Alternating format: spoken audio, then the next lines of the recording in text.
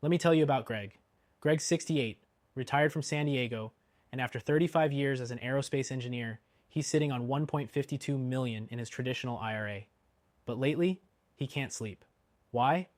Because he's afraid of one thing no one seems to talk about enough: future tax bombs. And he's not wrong to worry, especially after what just happened in Washington.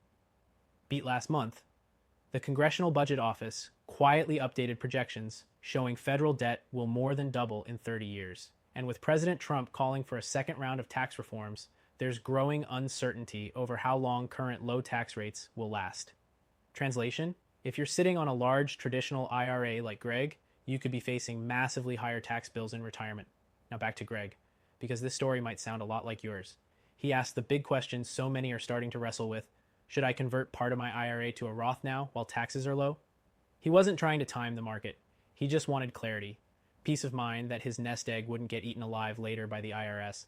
So Greg talked with a specialist. No pressure, no sales pitch, just a simple educational call. And that's when everything clicked. He decided to convert $320,000 into a Roth over a few years, smartly spacing it out to stay within a favorable tax bracket. But here's the twist. That's not the only thing he did. Greg also moved $500,000 from his traditional IRA into a gold IRA as part of his long-term plan to hedge against inflation, market shocks, and yes, government uncertainty. He did it because he remembered 2008 and 2020 and the regional bank failures in 2023. And with growing tensions overseas and a potential Fed pivot looming, he wanted to hold something real, something that doesn't vanish with a click. Gold has historically been a powerful hedge in times like these, and within a gold IRA, it grows tax deferred. So let's zoom out. Is a Roth conversion a good move at $1.5 million?